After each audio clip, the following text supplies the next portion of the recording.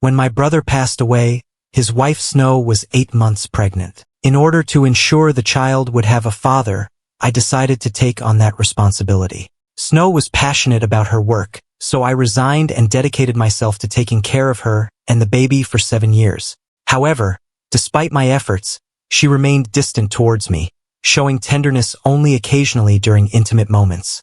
I checked the condoms and discovered that one had unexpectedly broken. On New Year's Eve, Snow was very angry and locked me out on the balcony in the rain. Our son rushed over, holding an umbrella, but he coldly handed it to the nanny who was ready to go outside, completely ignoring me. At that moment, I made up my mind to leave. On New Year's Day, despite enduring a high fever and exhaustion, I handed her the divorce agreement. She frowned and asked discontentedly if it was because of what happened last night. I replied that if you don't overstep the boundaries, I wouldn't have to make such a decision, and the most important thing is to reflect on oneself. I suppressed the urge to argue and said hoarsely, "Just sign it. What about the son? He is not my biological child, and I don't plan to fight for custody. However, you can divide the property for him, considering it as my child support." Snow looked up in surprise, as I had always placed great importance on this child. She wore a stern expression and threatened me, advising me to know when to stop, warning that if I continued down this path, there would be no turning back. She clearly believed that my decision to get a divorce was just a tantrum, but from the moment I decided to divorce, I had no intention of looking back. I didn't elaborate further and went back to my room with the signed divorce agreement. When she saw me packing my things, Snow said that the paperwork would take time and that I didn't need to rush to move out. I calmly responded with what she had said before, that it's better to keep things simple and straightforward. She didn't say anything more after that. I only took the necessary luggage, although there was a fair amount. I selected just those items when I dragged my suitcase out. Ethan was in the living room reading a science journal. He was young but very self-disciplined, just like his mother, and he was somewhat aloof towards me. He put down the book, walked in front of me, and impatiently asked, "Are you really going to divorce Mom?" I nodded. Although his expression was flat, I noticed a flicker of joy in the corner of his eyes. He said gently, "You can come to see me in the future, but no more than once a month. I'm worried Mr. Liu might not be happy about it." Mr. Liu is Snow's first love, Leo Liu. If it weren't for the issues at the Liu family prompting their immigration, Snow might not have married my brother. Recently, Leo returned to the country, and they reconnected. Snow often takes Ethan to see Leo. Leo is a race car driver, and Ethan thinks he is really cool. She doesn't know that I have won the annual driver championship multiple times in a row. She despises me and even refuses to let me accompany her for a race. I used to feel sad about her liking Leo, but now I've let it go. What happened last night made me realize that a cold-hearted person can never be tamed. I didn't look at him.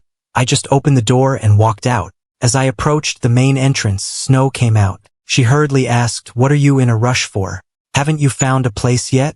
I didn't respond and continued to open the front door. She asked, "Where are you going?" I said I would call a driver to take her, but she declined. Last night there was heavy rain all night. She felt feverish and had a severe headache. Struggling against her dizziness, she mustered the last bit of strength to walk out the door. After just a few steps, she suddenly fainted. When she woke up, she was in the hospital, and a passing aunt had brought her there. The doctor said her condition was serious and asked why there was no family member by her side. I replied that I had no relatives.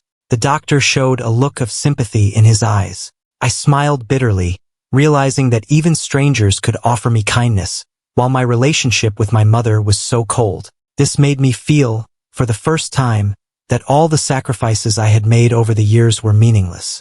After receiving several bottles of 4 fluids and having my fever reduced, I was discharged from the hospital. At this moment, I really want to go on an impromptu trip and clear my mind. Life is not a TV drama. I haven't worked for several years, and Snow only gives me a little money for groceries, so my savings are not much.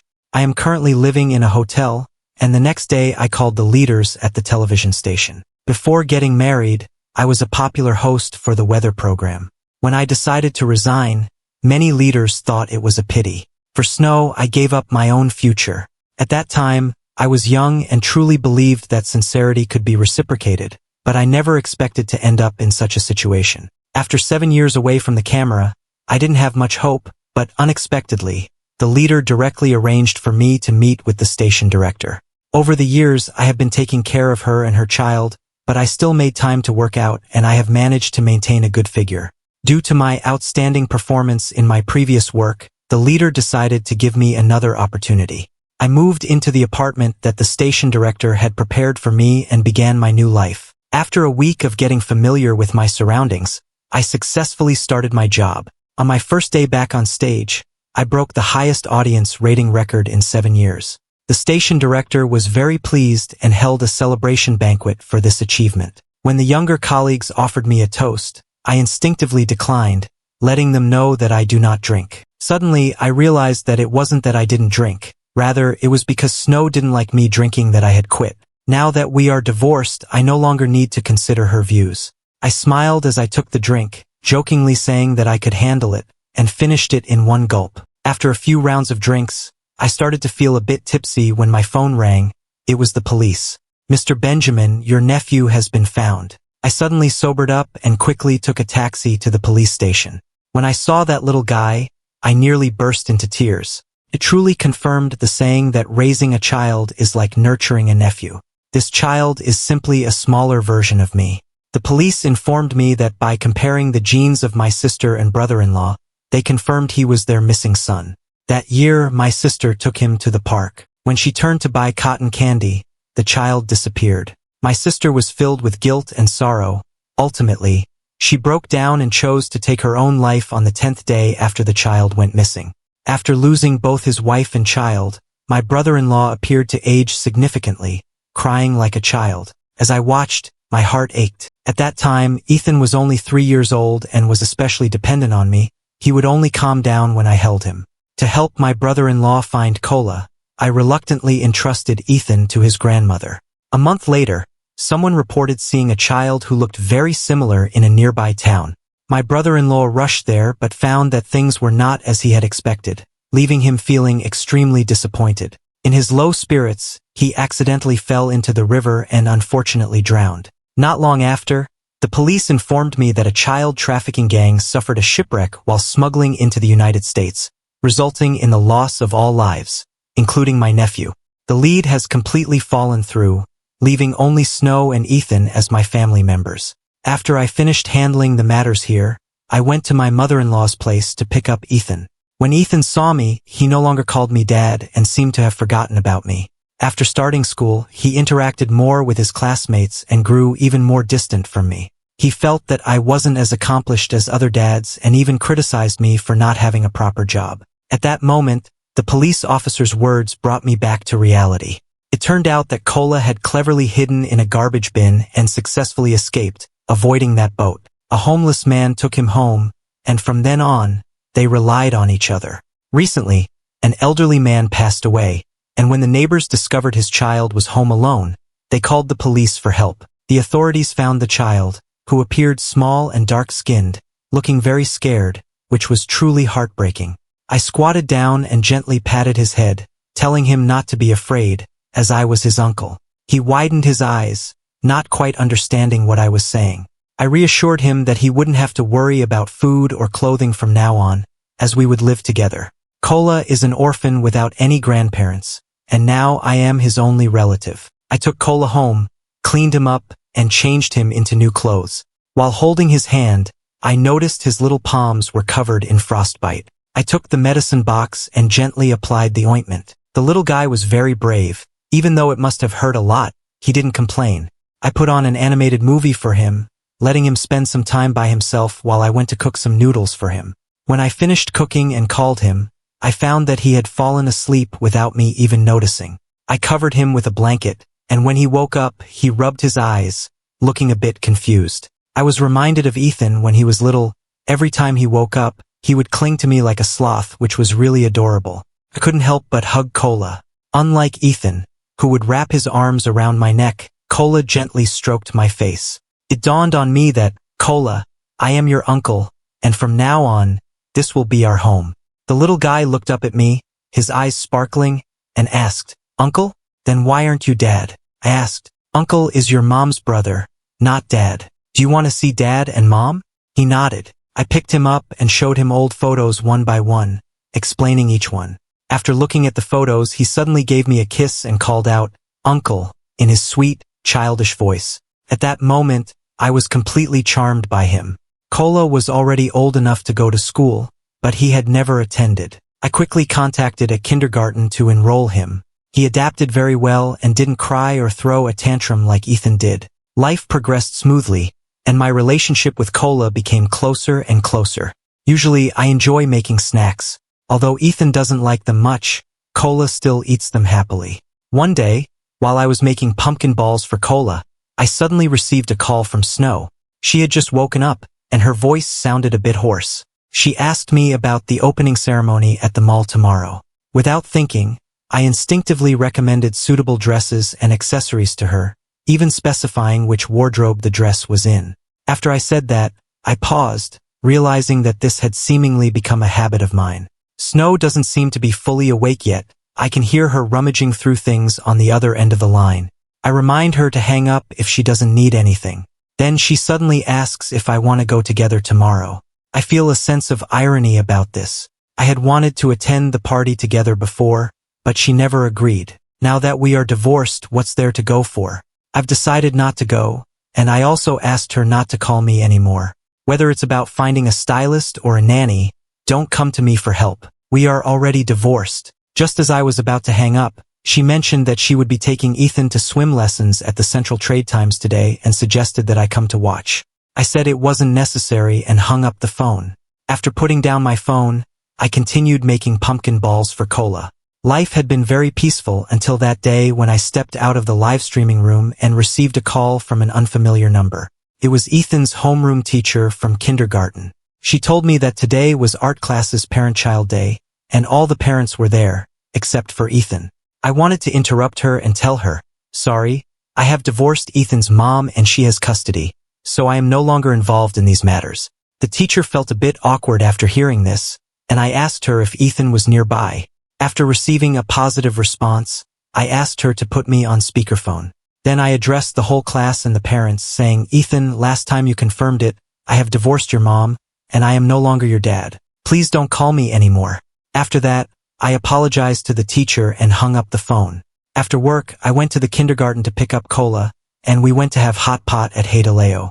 At the table next to us, a birthday celebration was taking place, and suddenly I realized Kola's birthday was coming up. I checked the calendar and discovered it was this Sunday.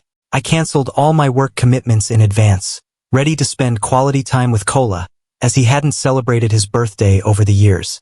After reserving the meal, I asked him to wait at our table while I went to get the cake. Just as I was walking towards the restaurant with the cake in hand, I unexpectedly ran into Snow, and Leo was next to her. Leo asked me, "Aren't you in the middle of a divorce with Snow?"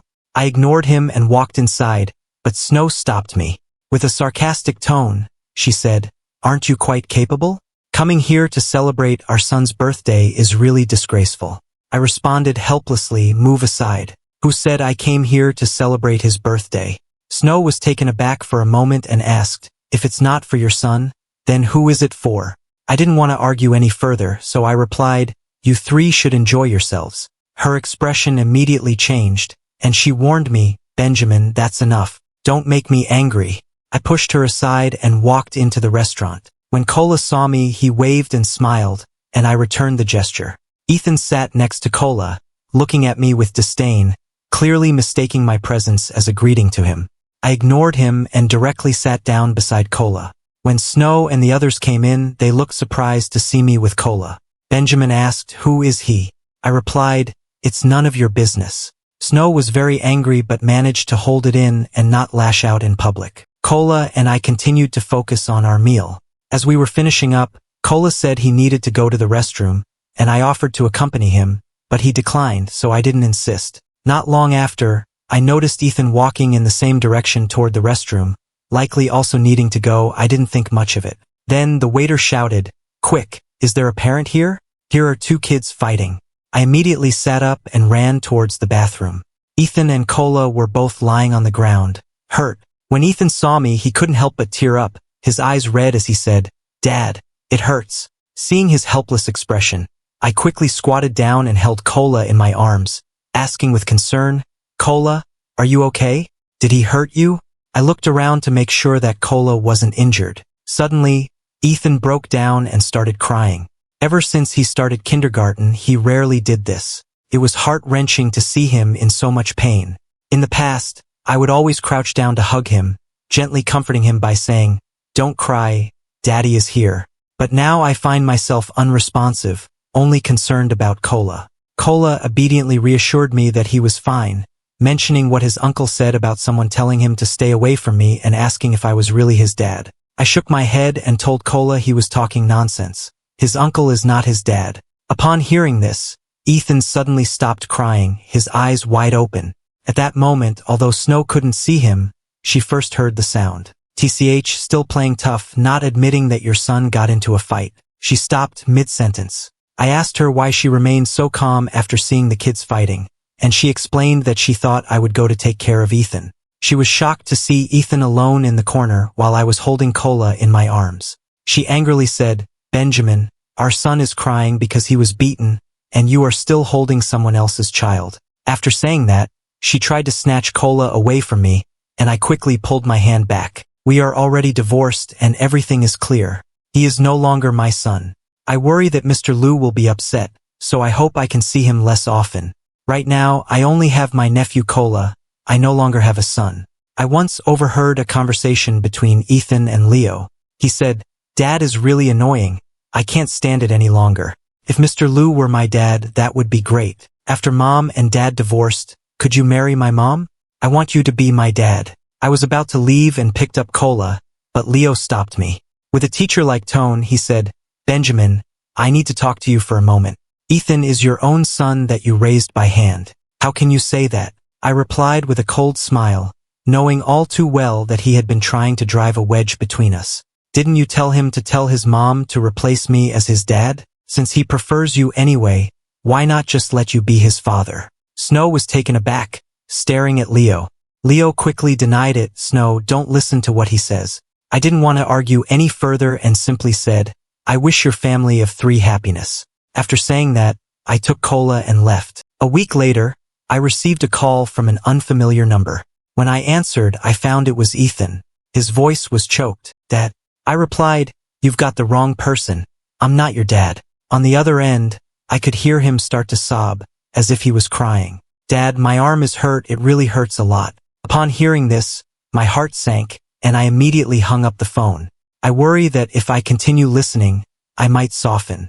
This child is the one I've cared for over the past 6 years, and he is the biological son of my good brother. 6 years ago, during the earthquake, my brother and I were trapped, and it was he who helped me survive. I've always regarded Ethan as my own child, treating him with great affection. Seeing him is like having my good brother by my side again. He was very dependent on me when he was little. The first word he said was Dad. He always cried when Snow held him, but he would only calm down when he was in my arms, which was especially cute. After I took him to his grandmother's house, he stopped relying on me as much. In the evening, instead of asking me to stay with him as usual, he wanted Snow to comfort him. At that moment, his delicate voice reminded me of many past memories. "Uncle, why are you crying?" Kola wiped away my tears with his small hand, and I only then realized that I had been crying. Luckily, Kola was by my side. He is so understanding and brought me a lot of warmth, soothing my negative emotions. Soon after, Snow called me, but I didn't answer. She kept calling, so I had no choice but to block her number. I didn't expect her to call me from a different number, but I had no choice but to pick up the phone. "Can you please stop calling? We are already divorced, and you can just send me a message about the divorce certificate. Our son got hurt while playing with Leo and fell while racing cars. He's in a lot of pain and keeps asking for you. If you're injured, go see a doctor." "What do you want from me?" "I'm not a doctor," Snow said incredulously, "but you've taken care of him for 6 years. How can you say that? I find it ridiculous. He said he didn't like me and wanted Mr. Liu to be his dad. Now that he's hurt, why isn't he going to look for his new dad instead of coming to me? You and your son are quite amusing. You were so annoyed with me before, but now that I'm not around, you keep calling." Kola excitedly showed off the puzzle she had assembled. At that moment, I heard Ethan's voice on the other end of the line. He angrily said, "Dad, I don't care. You're my dad, and I won't allow anyone to take you away. You can only play puzzles with me." I used to play puzzles with him often, but he said it was too childish and not as fun as video games. I don't let him play video games because they're not good for his eyes. Now he wants to play with me again, but I no longer see him as my son. I turned my head and smiled, praising Cola. Great job. Cola earned a reward of chicken wings today. Dad, you really don't like me anymore. Do you like that guy more? I interrupted him and said, yes, I don't like you anymore. You don't deserve my affection. Go find the Mr. Lu you like. I'm no longer your dad. I hung up the phone, and life continued on quietly. Until one day, I ran into Snow at my doorstep. Cola and I had just come out of the elevator when we saw her with Ethan. As soon as Snow spoke, I felt helpless. She asked, are you done being angry? If you are, hurry up and pack your things to go back with me. She's so full of herself, thinking I was just throwing a tantrum. I couldn't help but laugh at her. Snow, I've told you many times already that I really don't want to live this way anymore. You signed the divorce agreement, so delaying things like this isn't really your style. In fact, I do owe you an apology for how I handled things that day, but you're overthinking it. That incident was just a trigger. The key issue is that I no longer want to continue living with you. I pointed out that this isn't the way to apologize. As I reached the door and was about to go in, Ethan suddenly wrapped his arms around my leg and looked up, asking, Dad, do you really not want me anymore? I nodded and said, don't you like Mr. Lu more? She whispered in response, I don't like him anymore. I didn't pursue the topic further and led Cola into the house. Snow naturally followed us in and asked why I was living in such a small place. I had lost my patience and replied angrily, Snow, do you understand? We have already divorced. You entered someone else's home without my permission, which can be considered trespassing. Please leave. She thought I was just being stubborn and refused to go, so I had to call the property management to ask her and Ethan to leave. The next morning, when I went to work, I found her waiting for me at the entrance of the community garage. I didn't want to get too involved, but her car was blocking mine. She rolled down the window and brought up the topic of divorce. We decided to put an end to this entanglement. It was having too much of an impact on us. We found a nearby cafe to talk. I sat across from her and said straightforwardly, let's just say what we need to discuss. I noticed that she has lost some weight recently, probably because she hasn't been eating well. I paused for a moment and decided to cut out the small talk and go straight to the point. We would only discuss the divorce. Her expression darkened. Are you really decided to get a divorce? What will happen to our son? I replied, this doesn't need further discussion. You will have custody, and I won't require visitation rights. He is the child you've taken care of for 6 years. Can you really make him grow up without a father? I scoffed and said, how could he not have a father? Leo can easily take on that role, and both you and Ethan like him. Surely that's what you both want, isn't it? She pressed her lips into a straight line, paused for a moment and said, don't get me wrong, Leo and I are innocent. It's not what you think. Stop pretending, acting like you're so reluctant to let me go. It's really irritating. She frowned and explained, I really don't want to divorce you. She truly didn't want to part ways. After all, this life was too comfortable. She signed the divorce agreement because she believed that I was just emotionally charged at that moment. Once I calmed down, I would surely miss her and our son, and ultimately choose to compromise, even changing my mind for the sake of my relationship with friends. By then, she would be in control of everything and might even laugh at my desire to reconcile. Unfortunately, she was mistaken. My disappointment has reached its peak. I will explain the kindness of my brother when I see him, and I believe he will understand. She kept trying to explain, but I simply couldn't take it in. Well, we have reached a consensus, you understand what I mean. From now on, we will go our separate ways. I have made an appointment to go to the Civil Affairs Bureau tomorrow to process the divorce certificate, and I hope you can arrive on time. Early the next morning, I went to the Civil Affairs Bureau. Since I was a bit worried about being home alone, I took Cola with me. Snow arrived as scheduled, and not long after, she came with Ethan. Benjamin, I came on time, but I'm not here to get divorced. I don't understand, so I asked, what do you mean? Yesterday, my son cried all night, unable to sleep because he was thinking of you. He is still a child, he has said some hurtful things in the past, but he is the child you have cared for all these years. Can you really bear to see him so sad? Just look at his dark circles under the eyes. She pulled Ethan in front of me. Ethan had red, swollen eyes and looked at me with a face full of grievance. I had once doted on him, treating him as my precious treasure and paying attention to every little detail about him. But he didn't deserve that kind of effort from me. I remember one time after kindergarten, I went to pick him up. Usually, it's the nanny who comes. I reached out to take his hand, but the teacher glanced at me and then looked down, asking, "Ethan, who is he? He can't leave with someone he doesn't know." Ethan hesitated, looking at me without responding. Then he rushed into Leo's arms and firmly stated, "I want to go with him." The teacher asked, "Who is he? Is he your father?" He hesitated for a moment and finally nodded. I followed Leo as the smile on my face instantly vanished, feeling as though I had been struck hard, and my head buzzed with confusion. This is my first time picking him up from preschool. In order not to fall behind the other dads, I specially tidied my hair and even ironed my shirt several times. Thinking about this made me feel a bit uncomfortable. Ethan's eyes were filled with tears as he looked at me with a sense of grievance and said, "Dad, I miss you so much.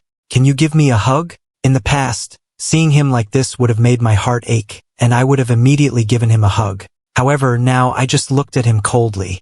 I am not his father. He hasn't had one for a long time.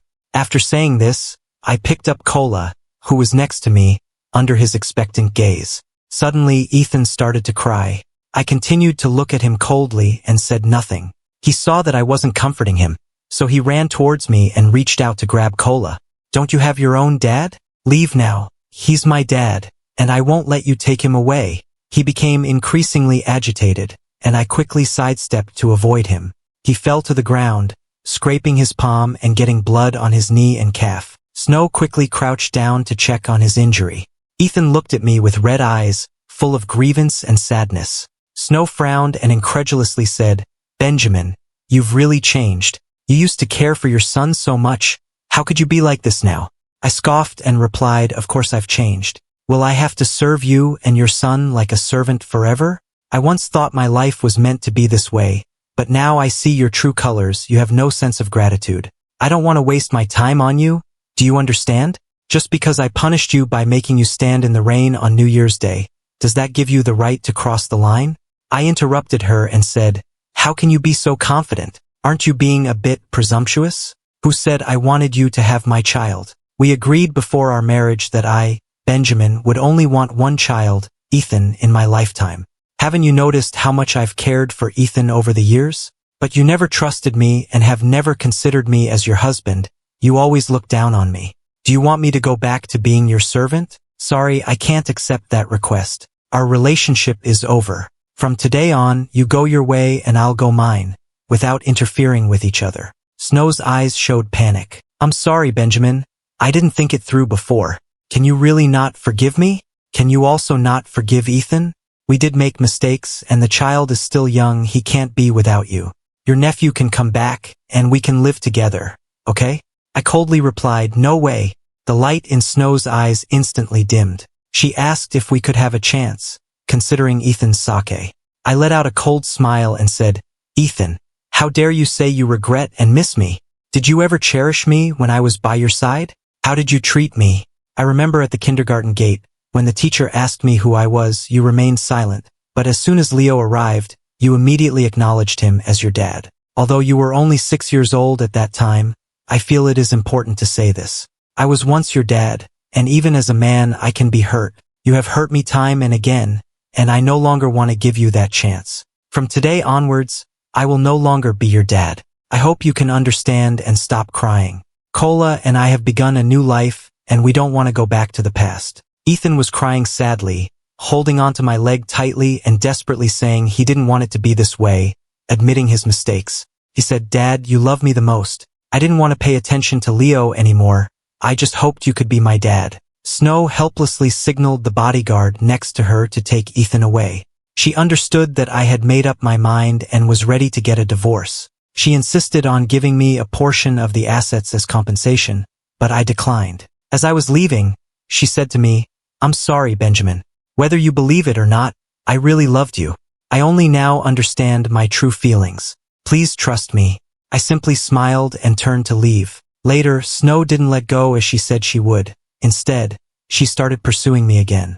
She mentioned that I had married her as a substitute for my brother, so our marriage's failure could be understood. I want to seriously pursue you as Benjamin. Would you be willing to give me a chance to be your boyfriend? I am a single mother raising a well-behaved 6-year-old child. She said a lot, but I only replied with a simple no. However, she didn't give up. She kept bringing me milk tea and buying me gifts, persisting all the way. 5 months later, I began a new relationship. The girl was a new intern at our television station named Fiona. She had secretly had a crush on me and even said I was her idol. She told me that she had given up the opportunity to work at CCTV just to come to our station, and she hoped that I wouldn't reject her. After spending some time together, I realized that we were very compatible in terms of values and personality. I wanted to provide Kola with a stable home, and she needed a caring aunt. On the day we defined our relationship, Fiona kissed me for a while downstairs. After the kiss, I escorted her back to her apartment, and as I turned around, I saw a familiar figure under the streetlight. It was Snow. The moonlight and the street lamp made her face appear pale, and her eyes were red as if she had just been crying. She looked quite haggard. I asked her, "How did you end up here?" Her tears immediately began to flow, like pearls sliding off a broken string. She asked, "Benjamin, is there really no possibility for us anymore?" I smiled faintly and said, "You should see, I just got single." The sweetness of love made me smile involuntarily, but her eyes instantly dimmed. Her voice was choked with emotion, sounding very pitiful. I shrugged, feeling that the situation was not ideal. The other person had been pursuing me for nearly 2 months and really liked me. "But I actually like you a lot too. I'm sorry, but matters like this require both parties to care. I prefer her and no longer have feelings for you." After finishing my words, I got into the car. Snow stood there in a daze until I drove away. Through the rearview mirror, I saw her crouching down, covering her face and crying. The last time we met was at my wedding. The ceremony took place in the church, and when we exchanged rings, I caught a glimpse of Snow's figure through the crack in the door. Our eyes met and she quickly looked away. After that, we never saw each other again. I learned about them through our old mutual friends. Ethan went abroad to study, leaving at such a young age, and he rarely comes back. I've heard that aside from asking Snow for money, he hardly contacts her at all. Because of my situation, he developed resentment towards Snow, blaming her for my departure, which led to him losing his father. Since I got married, Snow has become very depressed. She doesn't go to the office all day and has fallen into heavy drinking. Friends say she seems to have aged 10 years over the past few months, looking completely drained of energy. Now that the company has gone bankrupt, she has also been reduced to the most basic position as a sales representative. I heard that she goes picnicking at Century Park every year on September 26th. I smiled because September 26th is my birthday, and I had mentioned that it was my birthday wish, but now I no longer enjoy picnicking. I'm sorry, but I can't fulfill that request.